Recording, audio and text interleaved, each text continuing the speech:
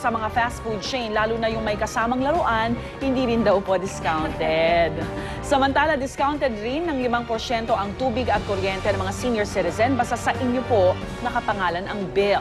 Dapat din hindi lalagpas sa 100 kilowatt-hour ang buwanang konsumo sa kuryente at 30 cubic meters naman sa tubig. Hindi po kasi pwedeng sagutin ng discount ng mga senior citizen ang buong pamilya. Pero pagdating sa electricity at water discount, hintayin po muna natin ang final announcement dito ng Meralco bago natin sila hanapan ng discount. At syempre, paplansyahin pa nila ang mga detalye nito. Thank you! Magulo pa rin. Oo, magulo pa rin. Yung kiddie meal, unless maglalaro yung yung lola yung maglalaro. Lola. Hindi talaga. Okay. Pero ano naman, unahin na natin yung gamot muna. Oo, dahil definitely. butikan, hindi kumikilala niyan Di parusahan agad. Ang problema lang dito kaya inaabuso rin yung mga pagpatupad ng batas. Wala kasi napaparusahan. Di ba?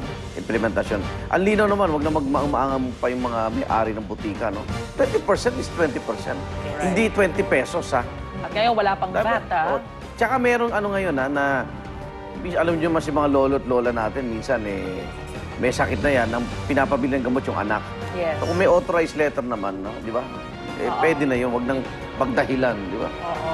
So, ilang panahon na lang natin makakasama yung mga yan, Oo. At yung mga stores na nagsasabi na, oy, wala pa panatunan yung BIR, hindi malinaw yung kanilang mga rules, di kayo na mismo magtalong sa kanila sa BIR para naman, kaysa maantayin yung kayo pahulihin ng BIR, mas marami pang problema. Nagtatanga-tangahan lang yun, Sumbong.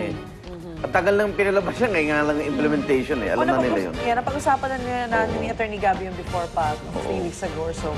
Kung sina Lola at Lola may maaasahang discount sa kuryente, tayo naman dapat na maghanda sa isa na naman pagkataas ng singil na Meralco. Sakit sa loob. Ang puso ko. Meralco po. Tataas na po ang singil. Bumaba ng bahagya yung dispatch nila. Nung Mayo kasi, all-time high sila 92%. Ngayong June, bumaba ng bahagya to 87%. So, kapag mababa yung dispatch, gumagalaw yung cost ng IPP. Halos 6 na sentimo kada kilowatt-hour ang patong na Meralco sa kanilang generation charge. Nagmahal daw kasi ang binibiling kuryente na Meralco sa mga independent power producer. Ibig sabihin, kung kumukonsumo kayo ng 100 kilowatt-hour kada buwan, mahigit 5 piso ang dagdag sa generation charge sa inyong bill. 10 piso naman kung 200 kilowatt-hour ang konsumo nyo. Huwag mag-alala dahil ayon sa Meralco, pansamantala lamang yan. Posible raw na magkaroon sila ng bawas singil sa susunod na buwan. Nagsimula na kasi ang panahon ng tag-ulan at malaki raw maitutulong ito sa pag-angat ng water level ng mga dam na ginagamit din sa paglikha ng kuryente. At ito pa ang dapat yung isipin sa inyong pagbabudget, mga misis at mister, ang nagbabadyang pagtataas ng singil naman sa LRT. Mismong ang Department of Finance na ang nagrekomenda nito dahil sobrang napag-iiwanan na raw ang pasilidad ng LRT Line 1 at 2 at kailangan na itong ayusin at gastusan. Pero hindi naman ito pwedeng kunin sa kita ng LRT dahil hindi naman pala kumikita ang LRT. Katunayan, umaasa lang ito sa subsidy o abono mula sa gobyerno sa bawat sasakay na pasahero. Ayon sa Department of Finance, kung walang subsidiya, lalabas na 40 pesos talaga ang pamasahe sa LRT. Pero dahil sa subsidy, nasa 12 hanggang 15 pesos lang ang bayad po ng LRT. Luging-lugi na nga raw ang gobyerno dahil tumataas kasi ang gastos nila sa operasyon pero hindi naman ang pamasahe. Sa inisyal na pag-aaral ng NEDA o National Economic and Development Authority, 2 piso ang posibleng pinakamababang fare hike para sa Line 2 ng LRT. 2 pesos, that's doable naman siguro. Basta mas papaganda pa lalo yung, di ba? Yung mga... Diba? Pag tinanong mo, kailan ba huli sila nagtaas? Baka tagal na yata 12 to 15, that's very low, Dapat nga daw, 40. Oo. Diba? Oo. Okay, eto na, gumugulong na po ang mandatory seminar para po sa mga cabinet members ni Pangulong Noynoy. Una sumalang si DepEd Secretary Armin Luistro. it's a very good reminder. When I was being interviewed, I felt I was communicating what I wanted to communicate. I did not feel in my heart that I was pick on. I did not feel that I was evading the question. I realized, and I think that's where this workshop is helpful, that what we want to communicate is not always what comes out. Eksklusibong nakuna ng GMA News ang seminar na animoy naging one-on-one session. Ang mga kasabay kasi po sa seminar ni Luistro, hindi nakarating busod na rin na ibang commitment. Mabuti na lang nakapunta si Luistro dahil ang first lesson sa seminar, may kinalaman sa tama ang wastong pakikitungo ng mga miyembro ng gabinete sa mga taga-media. Kung niyo matatandaan, nagkaroon din ng issue ng di pagkakaintindihan sa ilang mamamahayag si Luis Tro. Nang mabanggit niyang panggulo ang media nang minsan siyang kulitin tungkol sa sex education. Sumailalim siya sa training ni Carol McGregor Esposo, pati kang mamamahayag po ng panahon ni Pangulong Marcos at ngayon ay media trainee at crisis communications specialist. Anya, kailangan maging maingat sa mga binibitawang salita mga government official sa harap ng media.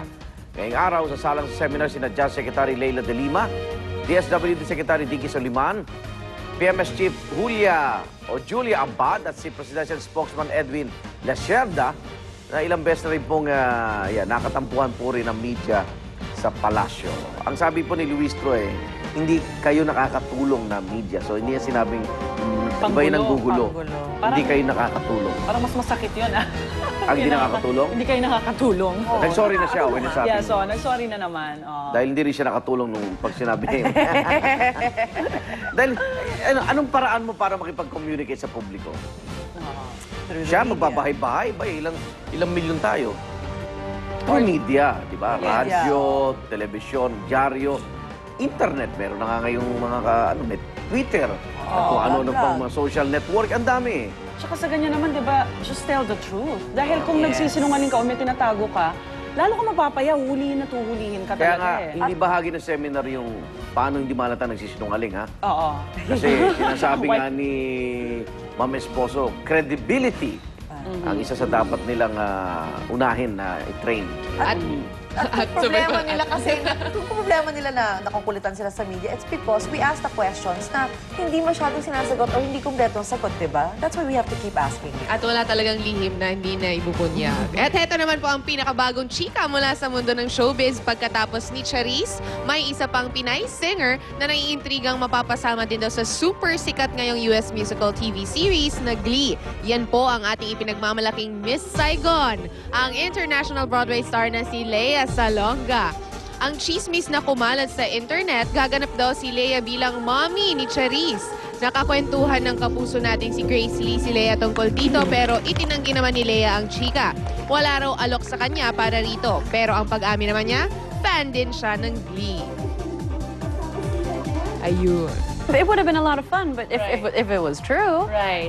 But she's definitely going to be on the show, and I don't think that I will be. I mean, I'd love to play anything on Glee because it's one of my favorite TV shows ever.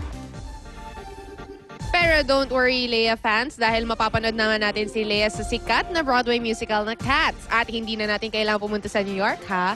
Dahil finally, ipapalabas na yan dito sa sarili nating Cultural Center of the Philippines. And aside from that, busy rin si Lea sa paghahanda sa anniversary staging ng Les Miserables sa London kung saan babalikan niya ang sikat na role na si Fantine. Grabe, parang wala lang pahinga si Lea. Yes, nakausap ko siya kasi kahapon, pinuntahan namin siya sa Dusit. Tinanong ko siya about that. After ng Cats dito, lilipad na siya sa New York. For Les Mis. Yes. Wow. Pero sana nga matuloy, well,